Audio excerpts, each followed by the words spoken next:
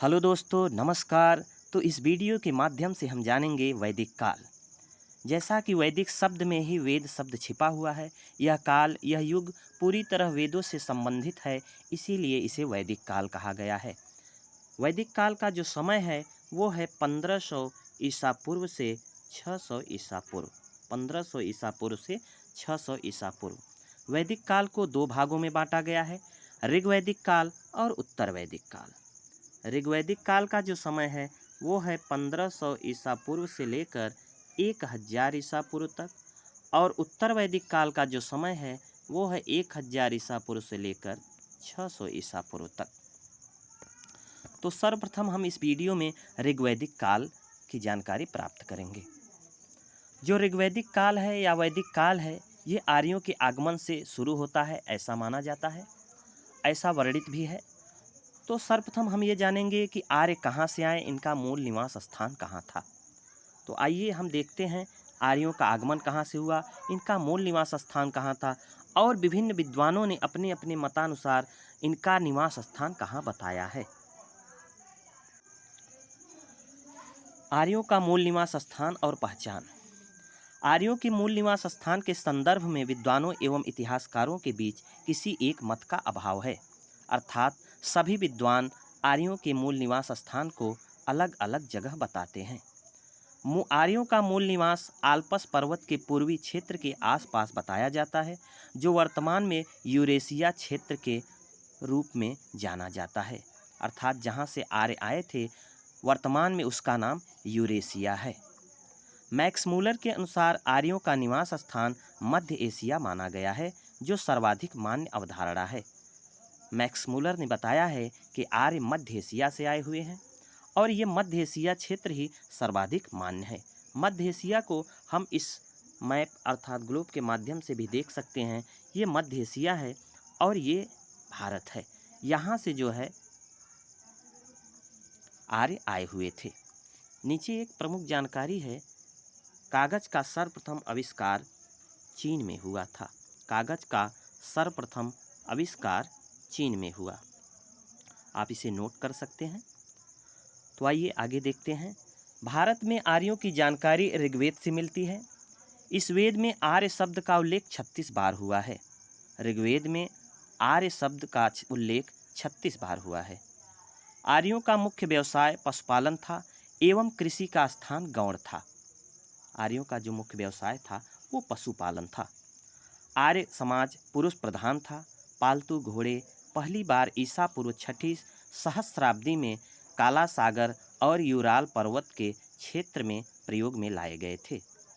आर्य समाज जो था वो पुरुष प्रधान था, अर्थात जो घर का मुखिया होता था वो पुरुष होता था।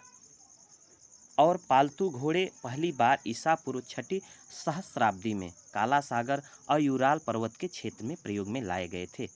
3000 ईसा पूर्व यूराल क्षेत्र में घोड़े की लगभग 60,000 अस्थियां मिली हैं। अस्थियां अर्थात उसकी हड्डियां, अवशेष, घोड़े के हड्डियां या अवशेष मिले हैं। ये कब मिला है? 3000 ईसा पूर्व में यूराल क्षेत्र में। इसी से पता लगाया जाता है कि जो है पालतू घोड़ा उस समय भी पाया गया था। ऋग्वैदिक काल के अध्ययन के लिए साहित्यिक तथा पुरातात्विक साक्ष्यों का सहारा लिया जाता है। ऋग्वैदिक काल का अध्ययन अर्थात इसे पढ़ने के लिए साहित्यिक तथा पुरातात्विक साक्ष्यों का सहारा लिया जाता है। जैसे हम सब देख सकते हैं साहित्यिक साक्ष्य। ऋग्वेद एक संहिता है जिसमें 10 मंडल हैं। ऋग्वेद में 10 मंडल हैं तथा 1028 सूक्त हैं। ऋग्वेद के 3 पाठ हैं।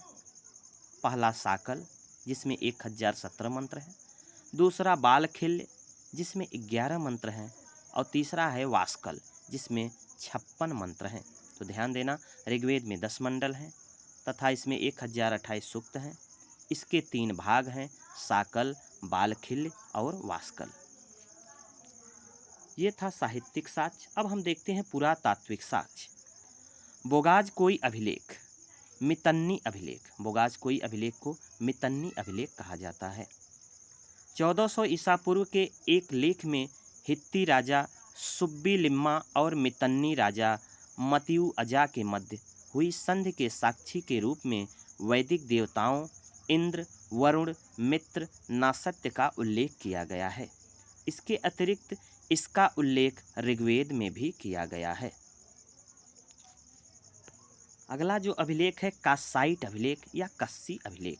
1600 ईसा पूर्व के इस अभिलेख में यह सूचना मिलती है कि ईरानी आर्यों की एक शाखा भारत आई थी।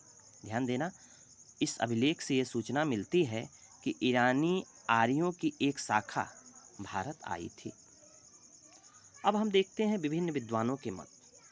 आर्यों के मूल निवास स्थल के बारे में विभिन्न विद्वानों ने अपने अपने मत प्रस्तुत किए हैं।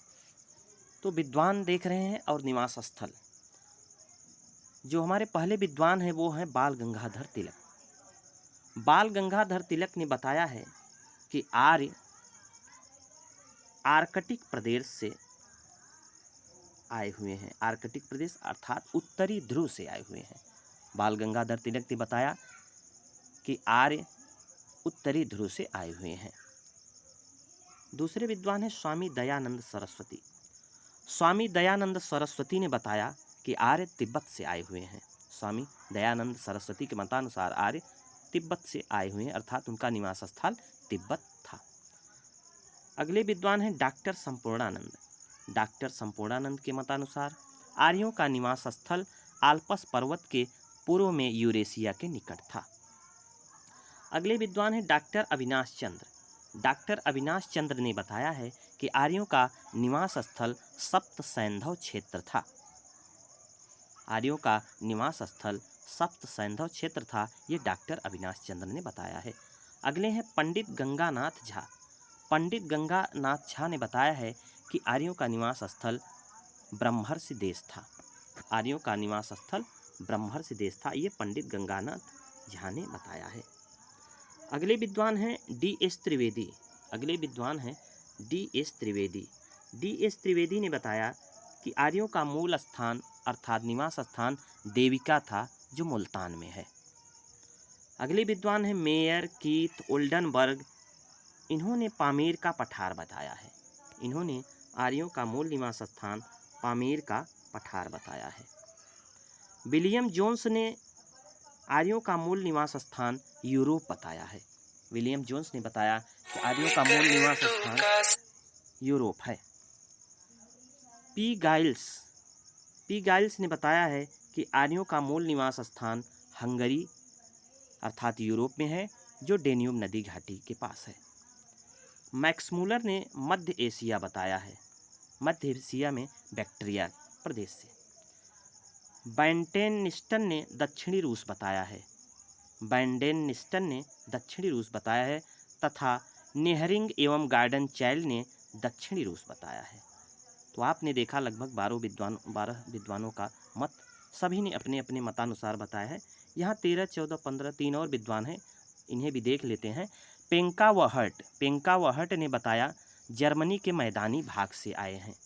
पेंका व हर्ट ने बताया कि आर्यों का मूल निवास स्थान जर्मनी के मैदानी भाग में था। एल डी कल्ला इन्होंने बताया कि आर्यों का मूल स्थान अर्थात मूल निवास स्थान कश्मीर व हिमालय क्षेत्र में था। रोड्स ने बताया कि आर्यों का मूल निवास स्थान बैक्ट्रिया में था। आपने विभिन्न विद्वानों के अनुसार मूल निवास स्थान देखा आर्यों का। आपने ये देखा कि आर्य कहाँ से आए थे, इनका साक्ष्य कहाँ से प्राप्त हुआ।